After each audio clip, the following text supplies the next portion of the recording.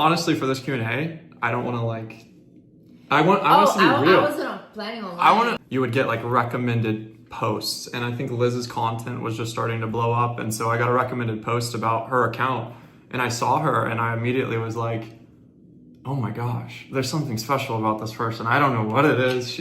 Obviously, you're so beautiful. I got into my relationship. You also got into a relationship then. Mm-hmm. So yeah. we were both like just living our lives, and but in my head, I like adored you, to be honest. Like every time that you would send me a message, I got just uniquely excited. No, you're a liar! The thing that I loved about you the most was I felt like for the first time I had someone that was actually adding value to me as well in the things that I knew. Because oftentimes, like in a relationship, I've always felt like I'm teaching my partner something. Same here. But there's like nothing really back. Like before, a little bit before we had met in person, I was dealing with this relationship, and I said out loud, at the end of the day, whatever I'm dealing with is okay, because there's still girls like the Wizard Liz out there. Yeah. And in my head, over the time from the time I met you and then watched you become successful, I felt I related with you and the things that you were saying. Like in my head, you were always such an ideal partner, ideal woman, ideal wife. And so, yeah, I don't think I consciously sat and Wizard Liz. for example, imagine I saw Landon and I thought like, oh my God, like I feel all these things right now, but I didn't invite him to Santorini. I didn't listen to that voice in my head. This would have never happened. But still it was what I wanted. But I could have still had the free will to choose to not do that. So you always have to be clear, like when it arrives, you have to know and feel like, is this the right thing? It's like a mix of putting yourself on the right path and having that intention, because your intention really does create your reality. Yeah. Combined with getting out of your own way. Yeah. And that's that's something you just have to experience to really learn how to do. And I think we're still learning how to do it every day. You have to learn how to grow with somebody. And no, you're a liar! Couple is 100% compatible. There's a story. What is the most annoying thing about Liz? And I was gonna say just how much I love you. So, the thing I love most about you is how smart you are. I love your brain. And that sounds very weird and cannibalistic. But I just think that, you know, people that are in love with people's intelligence, sapiosexual. Yeah, that's me.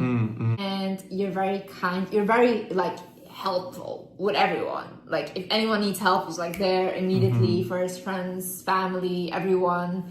I like that a lot. Very generous. You are sometimes funny, but I feel like I'm really funny and then you're just there. How to get rid of jealousy and possessiveness in a relationship. I'm not really a jealous person. I kind of am. You are. Yeah, naturally I'm more of a... And very possessive. To be honest. And very controlling. But you're my girl. Yeah, okay. You're my baby. Yeah, he's very, very controlling. We have had fights, and I'm just... Because I care about her so much, and I want the relationship to work, and I want to build a family. It's vision of you and I being 80 years old, at the head of a dinner table, looking at our kids, and we're just happy. No. I asked him a question where, like, a woman just wants to hear, like, oh, babe, something nice. But he'll say, like, very seriously. It's just how my brain works. Yeah, like I honestly... There's a difference between possessiveness and jealousy and like a healthy form and just insecurity. And your partner, if you have a relationship with somebody who's ever done something that makes you insecure, like that's something to pay attention to. And it's not a good partnership if the person is going to choose someone else over you. Like that defeats the whole point. But forgiveness is a big thing. So if you have ever had a trust issue come up, you're a liar! Forgive and work through that. Otherwise that'll just turn into crippling insecurity that you suffer with. Depends what the trust issue was. If the person is like texting other people. Yeah, well, there's different like degrees of severity for sure. But yeah, I think a lot of issues can be boiled down to, is this something I need to work on to fix that will help my relationship, or is this something we need to work on? Yeah. And I think, you know, trauma, like from a past relationship, is actually something you're supposed to fix yourself before you enter a new relationship. And if you haven't done all of that work, it's not like you just got to stop working on it whenever you get in the new relationship. I think sometimes you also learn during the relationship, you know? Well, yeah, you learn you together. grow with the person, Yeah. and you learn to fix these things. Like, for example, a lot of people that have been cheated on, they will learn to trust again when they're in a new relationship that is healthy. I feel, yeah, that applies to all insecurities too. Like, one thing that, I guess just say it in here without being asked, one thing you've definitely helped me with, I'm super quirky, and it's a blessing and a curse. Like, I love how unique I am, but sometimes I try to temper it. But Liz has shown me through the time that we've been together, like, you love me, and you think that, you probably think I'm weirder than I actually am, at least in my head. No. Yeah, well, that's what I like to believe. I think he's so amazing. Like, I literally admire you so much. Really, and I think you're so amazing. Thank you, baby. He always has like this vision of, like, I think a lot of men have that, of how to be a man, and especially online they teach you how to be a man, but that's not how you actually be a man. So much of that is wrong. The most oh my attractive thing in a man is a man that is just confident in himself, and that's in any person, to be honest, woman and man, that is just confident in himself, that shows up as whatever he wants to show up. A man is constructive and creative in essence, and so you don't have to be this like full of testosterone meathead to be a great man. You have to be able to meet certain things. You don't want to meet someone that is pretending to be someone else, you know? That's not a good vibration. So it's not sustainable either. Yeah, it's not sustainable. I think that's good advice for everybody watching this. Like, there have been comments. You're a liar! I appreciate these so much, to be honest, where people have seen, you know, the stuff we posted in our relationship, and you know, people are praying for it, and we definitely appreciate that. But then there are people who are like, I want to know what she prayed so I can say the same thing. Or like, how do I get a relationship like this?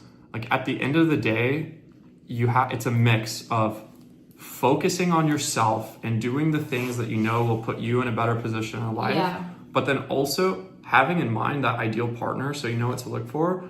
And honestly, try to do the things. Try to become the person that you would want to be with. And I think in almost every situation where somebody's actually done that, like, it works. You'll find somebody that recognizes that, appreciates your value, and especially as a woman, like, don't wait for a man to buy you things. Buy yourself nice things, like, work on yourself. Also, please keep saying this, but I think people don't hear me. You're a woman, don't just date someone like a man, or marry someone that has money and then fully rely on his money and have no financials of your own. If you have, for example, a wealthy partner, whatever, make sure you either start a business, invest in something, you have money in your account, because at the end of the day, a lot can go wrong in a relationship. That is just the reality of things. They say like, oh no, that's crazy to think about, only love, love, love. Love will not buy you a mattress, okay? That costs money. So a lot of things cost money. Don't stop your own inner development and your own spiritual development just because you get in a relationship that you're presently happy with. But I would say it's not a great message. It's honestly a toxic message. This thing I've seen people saying of like, oh, you can never trust a man. Like, never trust your husband. Like, he may just cheat on you. You never know. It's like, at the end of the day, the man and the woman have to be trusting each other and taking that. That is what builds a good relationship. It is a foundation of trust. And so if both sides are like too edgy and thinking like, oh, I can't trust each other, like one another, then that won't work. Best for yourself, but not selfishly. I think when you still keep your own lives and you still have something, a purpose that you're working towards, it's just a nicer relationship. Because individual and mutual. Also, one thing I wanted to add to the young girls watching this: pursue your education, pursue your career, focus on that.